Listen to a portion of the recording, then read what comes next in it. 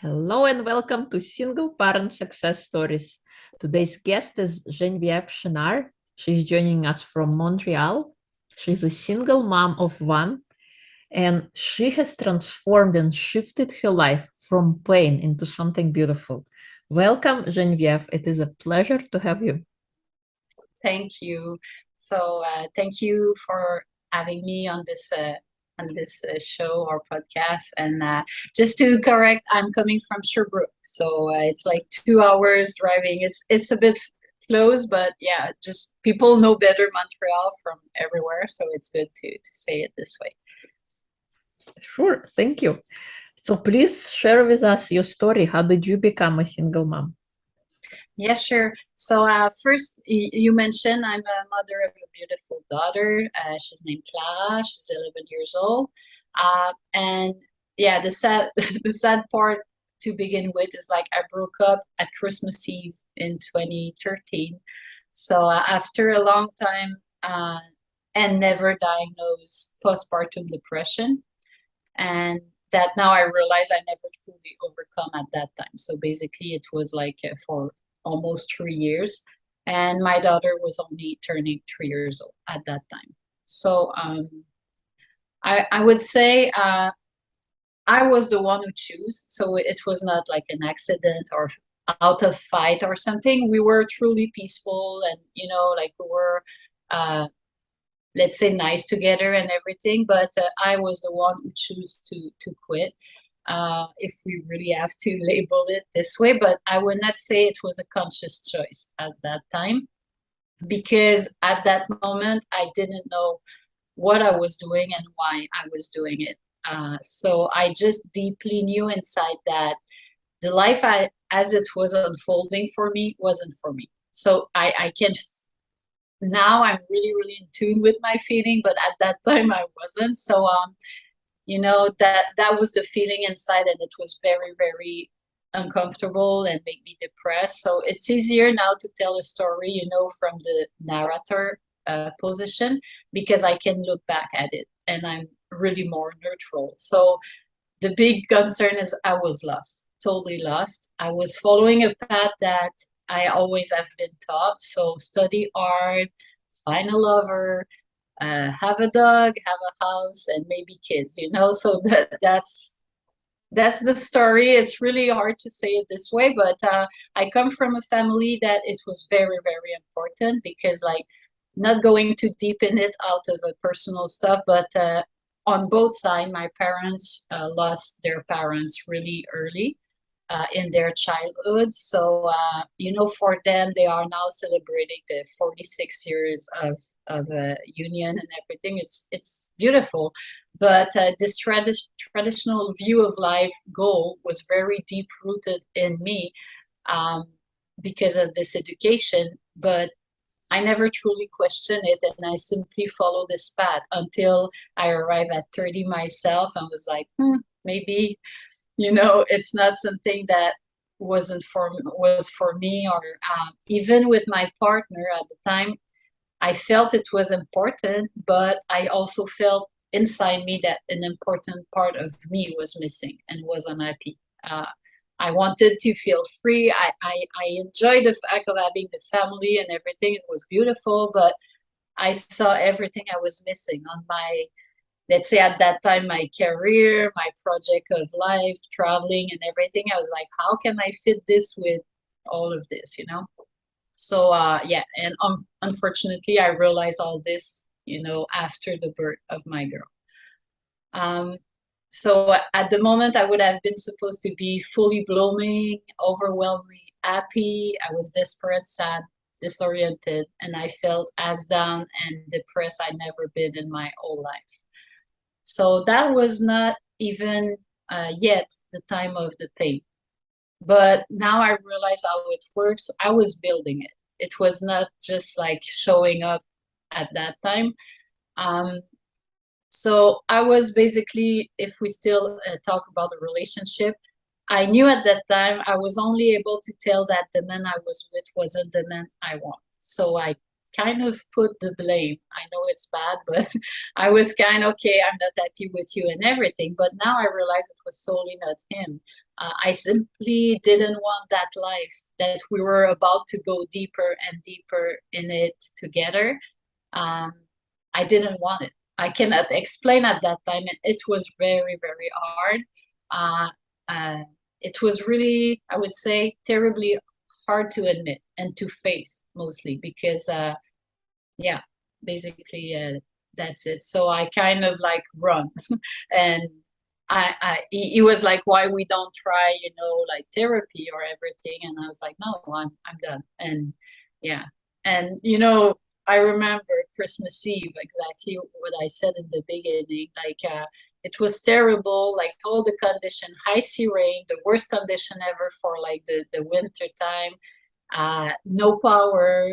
We took the Christmas tree in the basement with the fireplace. So we kind of like, we did a camping Christmas Eve. And after the night, my daughter was to sleep, and I said, "We're done." I was done. In fact, yeah, that's what totally me. Yeah. Mhm. Wow. So What were some of the things you struggled with when you became a single parent? so I just end the story about it was really hard for me to face that. Um, Now I know better because I was still in the position of like, it's not like coming in one day you wake up and, hey, I'm going out of all that patterns and these patterns and this false belief and everything that you always live your life for 30 years. So the first one was a tremendous blame and guilt that I felt. The first one was from myself, was the biggest one, and mostly the other one from my very own family because it was hard for them to support me in this struggling because I was letting go of the most important thing for them, family. So my mom was totally I can say it. She stopped talking to me for 3 weeks because it was a shock, and she was trying to fight back and make me change my mind and everything. So yeah, I faced my blame and guilt and there by myself. So I felt like devastated even more. I broke the family, and I was causing all of this to my little cute daughter of 2 years old. So it was very hard to let go of that, even if I was getting back to, I think I do the right thing. Um, until I think the very first moment I switched and I was kind of healing that, maybe let's say a year after, it was my birthday, so September, let's say not totally a year, I had a birthday party at home, and it changed my mind. I was happy and everything, and now people were leaving and I felt like down again, and there was still one friend there, and he stopped everything and asked me like, what is the thing you wish you could have done more while you were with your partner and you never did, not because of him, but because of the context you were, that you can now do by your own, with your daughter. And the answer came like really crisp and clear. I think we talk about that. It was traveling. So this realization totally saved me because right there, it was through 2014. My daughter was not even 4, and I was like, okay. And that night, I booked a travel like few months after that, and we went to Mexico for the first time. And I began from that time to travel with my daughter as a tradition from this chat with my friend. I don't know if he knew about that, but now I make sure once a year I travel with her somewhere in the world. So we both, it's time for us to be just together, out of all of this pattern, society or whatever family context. And it's funny because I found a post recently that I did when we came back from Costa Rica, and it was saying, "Oh, travel is a way to escape the society structure, to rediscover our own self, and open our mind to the world and what is possible to be." Each time you arrive in a new place, sometimes you don't even speak the same language, so nobody knows you. You can totally create a new self and, you know, discover things that you cannot do normally. So I thought it's funny because I thought at the moment I was doing it for my daughter because I saw her, you know, benefiting that and enjoying it a lot. So this one thing I did, I kind of understand like, okay, this is good for her, but now I understand it was really good for myself too. I benefit the same way, let's say. So yeah, this blame and guilt was you know, it's never far away still. So it's always waiting there for the right situation to show up, you know. So just, you know, this morning. So even if I prepared this a bit, this morning my daughter was supposed to go to dad because we're Friday. And she looked at me, she said in French, but I will try to not be too rude, but she said, it sucks to go to dad. I don't want to go. Like she said, it sucks to have like split parents and everything. And now I'm more strong to answer to that and, you know, to talk to it, always say in English, talk through it with her. But, you know, I sometimes catch myself acting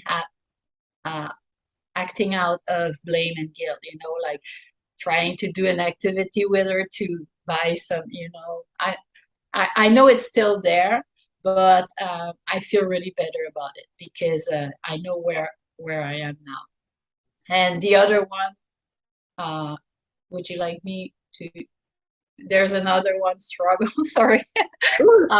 Yeah. So the other one is a bit darker, and I think it's really one thing that every people who are thinking about, you know, breaking up or whatever must think because it's one that I felt really the most is losing half of the life of your kids.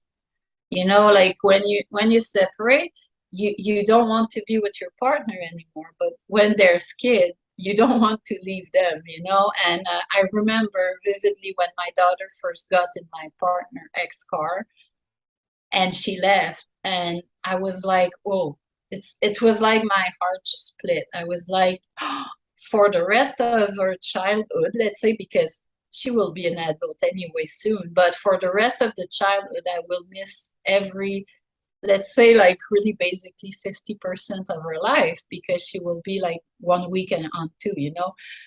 And ever since, I still feel something every Friday when I know, you know, she's leaving.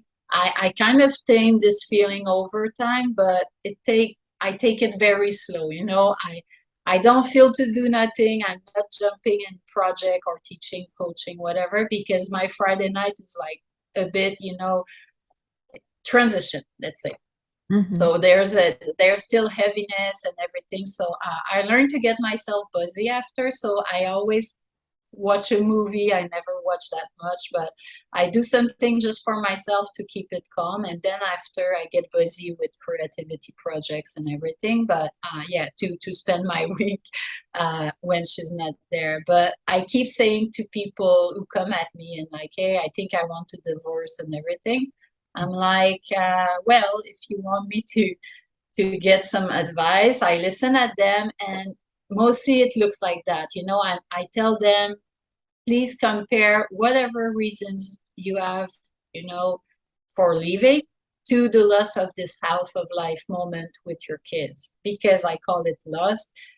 Because when you will be alone and they will be gone, this will come to you, and this will like play tricks in your mind, like what you did and everything. And you need to be very sure it's okay if you do it for the good reason, because when the blame will come, you will say, no, I'm fine, you know. But it sounds dark and negative, but I think to me it's very smart to think about it before you do them. Yeah, You're right. Yeah. And I love, I called your first point, you finally were able to do what you didn't do before when you were together. And pursuing travel, I think it's important to feed your inner child, because even though we're as grown adults, we still have the little 5-year-old on the inside waiting to come out, waiting to come and play. And well done for pursuing travel. For me, Yeah. it was I was dancing Argentine tango before we were married, but then during marriage, I don't know, I didn't do that anymore because my spouse didn't like me doing that. Maybe because of dancing with other men. I don't know. So after the relationship was over, I used those things to restore myself. So one was Argentine tango, another one was me getting a voice coach and learning how to sing, and that was so much better than therapy ever did. I was able to open up my voice and sing what I couldn't speak. I joined Wow. Toastmasters and allowed me to be comfortable with being uncomfortable, and also helped me with opening up my voice. So I was pursuing all those different passions, and they weren't passions at the time. Tango was, but singing was new, and uh, Toastmasters was new. But it allowed me to learn more about myself, things I didn't know I had. So well done for doing the travel and not Oh, and singing. well done to you too. I mean, I'm really surprised because I didn't know that about you, but I wish one of my, and to me, it's really hard because I'm really shy of dancing. But when I saw tango, I'm like, oh, I wish I can do that. You know, this is like one of the dance I find so beautiful, and you know, it's Yeah. pure love. Yeah. Yeah. So And the good for reason, like, you. why I love tango, because I did all the other ballroom dances, but they're more structured. Like you learn your patterns and then you stick to them. With tango, every dance is new dance. You can create different things. It's free flowing, and you can never be bored with it. Ah, it's so beautiful. I mean, I don't know that much about dance, but I mean, all the ballroom other dance, I don't know. It's more like it's more like a show, let's say.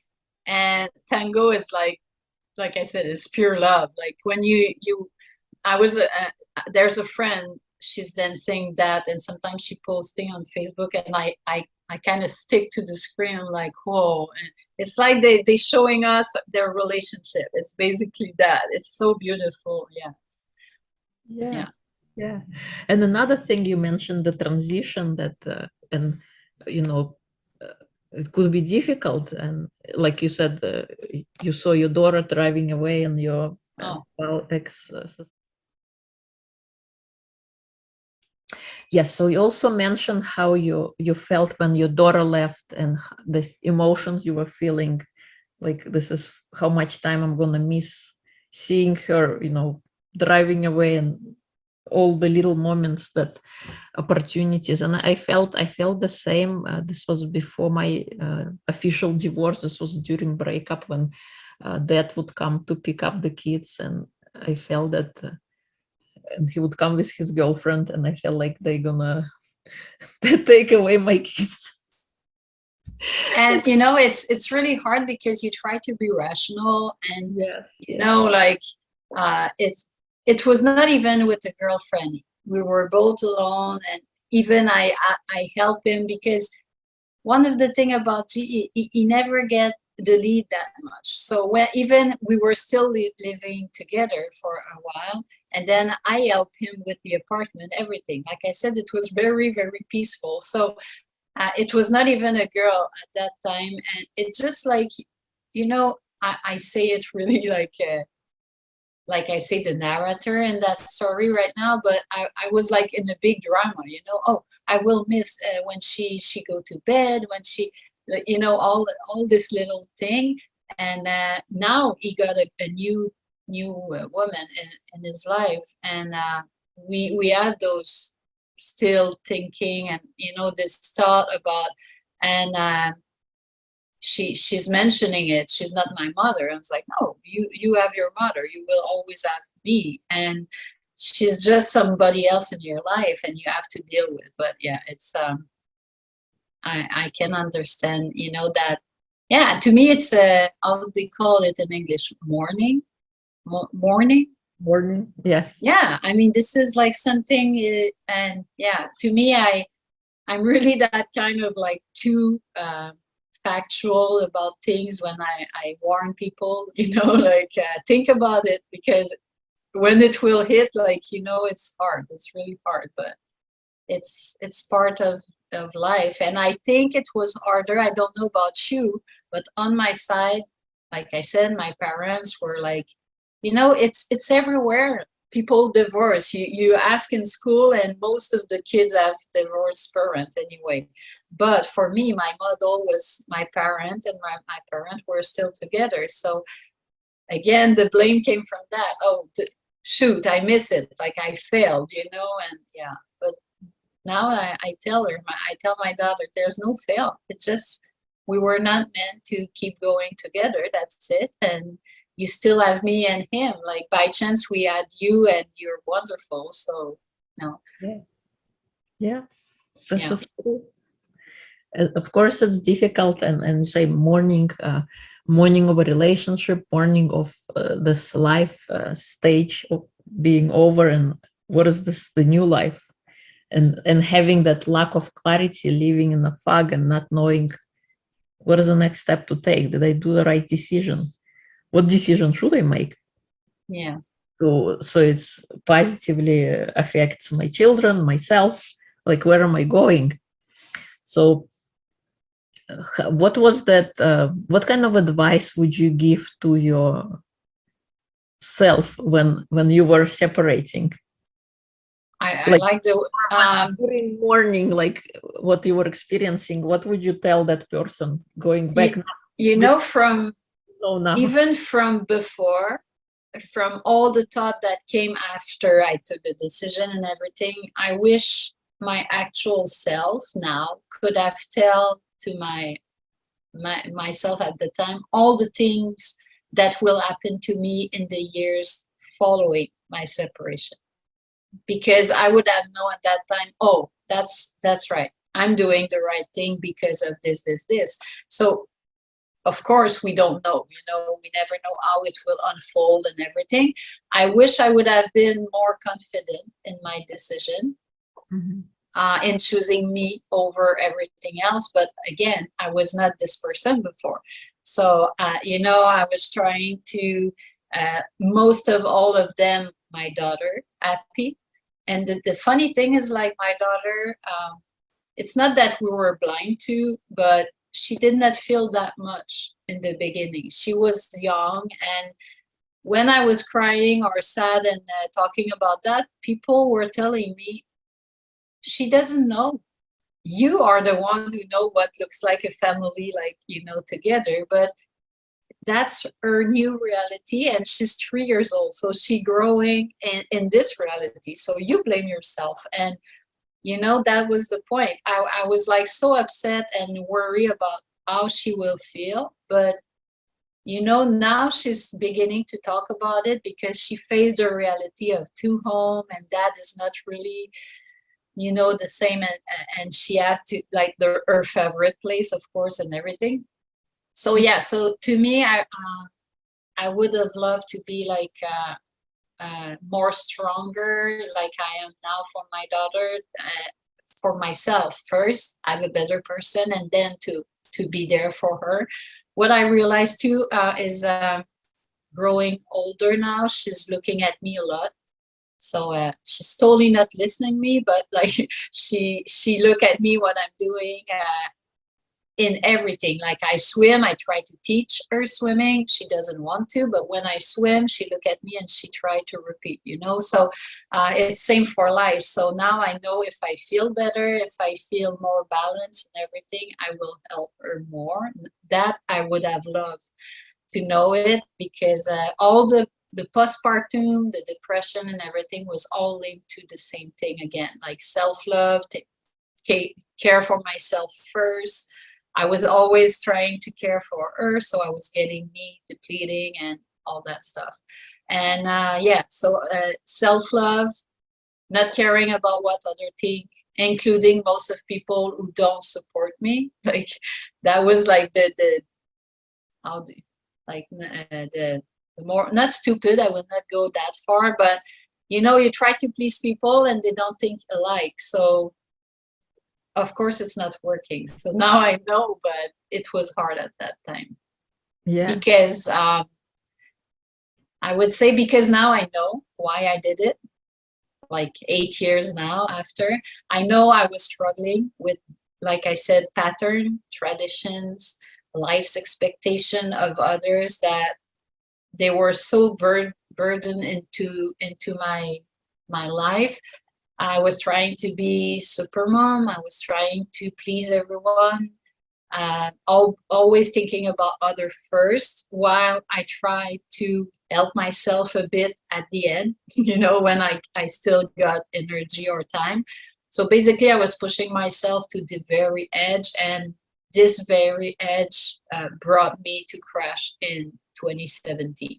So to end the first part of when you ask about the challenge, this way of living my life led me to my very biggest challenge after my separation, was to face my single parenting, my career up front, while developing rheumatoid arthritis and a severe inflammation condition.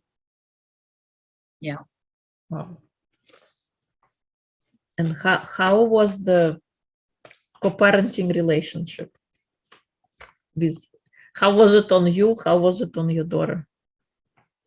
Like I said, we were really we did it very peacefully. Mm-hmm. So it's funny because I have a really strong character, I'm a really strong mind person. So maybe we never fight because he was very smooth and take everything easy. But again, we never fight. Even that was so funny. We went to the bank and, all the split for the house and everything. And people were like, oh, you look so peaceful and beautiful. I was like, hey, we're getting divorced. Like, what's beautiful? And the lady was like, yeah, but people fight all the time. You have no idea what we can see usually. And it's so nice. And it was all the time like that. So for my daughter, I feel like I don't try to talk that much with her, but I'm really open. So sometimes she share. At that time, she was kind of not really understanding. I guess she was feeling like, oh, it was for her, like she got a new house, she can go to the apartment and everything. But for the first year, I'm really, really thankful and grateful for my ex, because he kind of adopted my vision of it. And so for activities, she was going to gym. We were both there, still chatting about our new relationship and stuff, So I don't know if it was good or bad, but she was seeing her both parents for most of her life anyway. So after that, there was new girlfriend and stuff. So it was kind of more tricky. But yeah, it was very easy on everyone, I think. I think it's for the most important years until she get to school. And after that, I would say when you bring something, another person, let's say a girlfriend for him, or to me, I would say I never had any relationship that had the right to have a look on that. So that was very simple. But on the other side, yeah, we had some, let's say control issue from the new woman. So this was a bit the only reason we fight, basically, about how it worked, because sometimes my daughter was bringing stuff from his house, and I was like, whoa, what's that? How did you talk to her or something? And so there's a tough learning there too, that I warn sometimes people, because if you think you get divorced because it's complicated, don't, because it will be more complicated, so that's my two things that I used to say to many people. And my best friend is the father of 5 kids, and they went to a slope last summer with his wife, and I love them both. And he was like, Jen, I'm really thinking about that and everything. And again, I tell the same thing to him, and they are still together, because they were kind of just flirting with the idea, joking around the dinner, oh, when we will be split, or blah, blah, blah. I was like, think about it. I feel complicated, and I just have one. You have 5. Right. just let's just think and think about it, you know. And yeah, so. And I think, another point is it's so easy to get married. You don't need to do anything. You go to City Hall, you sign the paper, you could be done in matter of an hour. And I think when people get divorced, they think it's simple. Yeah, it's for life. I mean, Further from the truth. I guess it's different if you don't have kids, but when you have, Yeah. when you do, it's like, yeah, it's kids are so much like engagement than any other things, right? So yeah. Yeah. What do you think is the most important trait to instill in a child? You know, when I think about my experience and this big disease, you know, that I went through. So I didn't really mention that much about it, but at one point when I get in the biggest part of it, like it was 2017, I didn't sleep in a row like for 10 days a night. And I was still going out despite the fatigue. I kept working full time, taking my daughter to school, pretending, you know, to live the perfect normally life, but crying all night in my bed out of pain. But again, I did not learn the story because I didn't understand, you know, you are in pain and everything. But again, my reflex was to not tell anyone because I felt nobody can help me. So I was kind of protecting my parents and everything to see me this way because they will feel powerless, right? They cannot help. Whatever my mom was not sleeping, waiting on my side, I will be still in pain. So the specialists were not helping me either because they were telling me, oh, you didn't believe when we tell you that it can happen and you stop your meds, because I was for like 12 years preventing meds and everything, and I stopped everything. So basically I felt very, very lonely, desperate and all of that. And I just like skipped the whole thing, but it was for like 2 years like that. I went on chemo. I went on many because after that was like, okay, I give up. Like I did I give up to the specialists so they can help me. And they were not, because, you know, again, like the separation, something inside was like, no, I don't believe that story that they tell me, you know, and I fight and everything. So, one of the things that was really hard at that time was I felt very sad for my daughter. So, you know, like it's always in the background because, okay, I was suffering. I didn't mention anybody. I was still trying to hold everything like really, really tight for myself, for my daughter. But the blame was huge again because I felt I abandoned her. I was not being able to do what the mom is supposed to do. And, you know, I had so much expectation about, oh, we will do this and this when I will be with my daughter, you know. So from biking to handcraft to stuff, I was always, oh, mom can move, mom hurt, you know. So what I realized from all the story, because again, I see it this morning from like my neutral narrator position, it's like, again, I was forgetting myself and my body was telling me no more, you know, I can't, I'm hurting, you need to take care.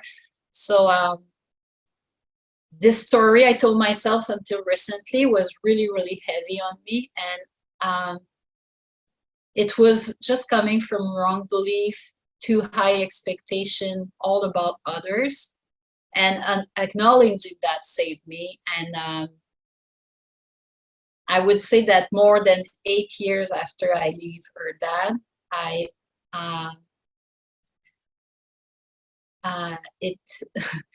it's hard to say, but like the biggest advice I would say, it's like, and I don't want to say, don't do that because you will be sick like me. You know, we have our own path, we have our own journey, but look at what it does to me. You know, for her, it can be whatever other thing, mental struggle or whatever, but like, you know, just think about yourself first. And I would say, like, if I try to clarify things when I'm I'm talking. So I would say, I think in order would be self-love and values. Yeah, because let's say this way. So you know, one of the therapists I met, because I did so many things when I was like trying to heal, the therapist she literally made me reborn. That was really a fun experience, really deep. She was like, pick your parents. I was like, what you mean? And she said, whatever, like actor, whatever. And it's funny, I choose like Jane Goodall. You know her, like the scientist. I find she's so kind, so gentle, and everything. I don't know. I was like, okay, that's a strange question. I picked this one, and then I don't remember. It was still a scientist, maybe you Hubert Reeves or something. And she made me imagine how beautiful can be, like the pregnancy time, you know, they care about the belly and everything because they so want the kid and everything. And then when I born and all that stuff, and I remember it was like, okay, what she's doing. And one thing I take away is like, can you feel how loved you were? There's nothing to expect more. You have nothing to do to be loved. You have nothing to, you know, and this was really, really powerful because I said, if my daughter can feel that, there's nothing to do. Like whatever you do, even you fail, even let's say you sucked in a very bad way, like you're loved. So love yourself is like one of the things I would first. The other one is the intuition. Follow your gut all the time, because I look at the world right now. I'm so scared as a mom, you know. I don't know. All the systems we have in place right now are not so sure anymore.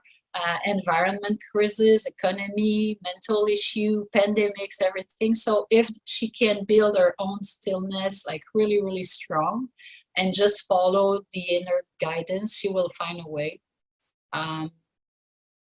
And I would say that, you know, the very advice would be think about herself first. It's not selfish to do it. Your happiness, your joy, your wellness, and then serve other. I learned it in a very, very tough way because I was doing the opposite. So for some reason, at least, I grew up in a way that most part of my life I was thinking about other first all the time. And it led me to that, you know, like my body was really, really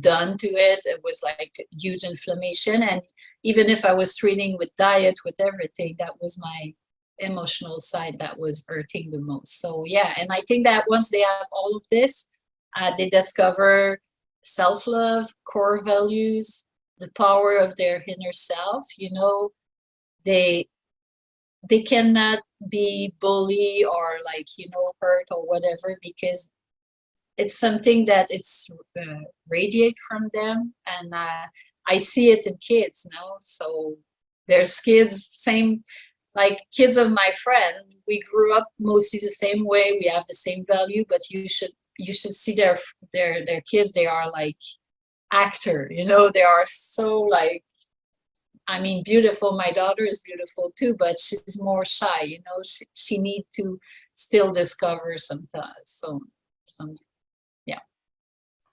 Thank you. I think those are important things to consider: self-love and core values and beliefs and self-worth and realization and having stillness. I think those are important traits for anyone to thrive in this world and be sane. And it's really important as parents to know about that, because I would say no school show this, but more and more we can see it. But in Quebec, let's say it's surely not governmental stuff. You know, it's not in the normal program. You can now see people who do a meditation program during the lunch, let's say, but it's all extra, you know, it's not standard so far. Yeah. Thank you so much. Thank you. If people would like to find you or connect with you further, where would they go? I'm working on it now. I have a page on Facebook. It's active now, but I would not say active that I'm not posting that much because it's called Holistica. So I did it without the H by intention. There's no H. So Holistica, and I did it French and English. So there's both page. This will be the place where I will post information about my program. So there's 2 programs of coaching coming. I still do because I learned naturopathy too when I was sick. So I use my sick leave to keep training and learning. So yeah, people can reach out by this page or even on my personal page too, like Genevieve Chenard.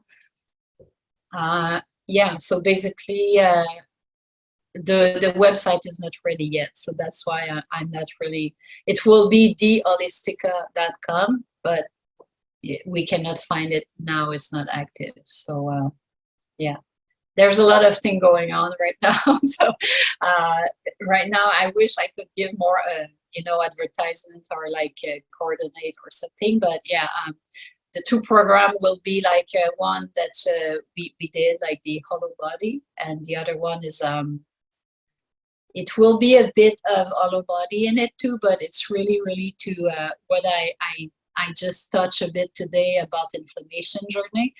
So to help people to face what they face during this really tough time, and also how they can help their body and protect their body from harm. So yeah. I love it.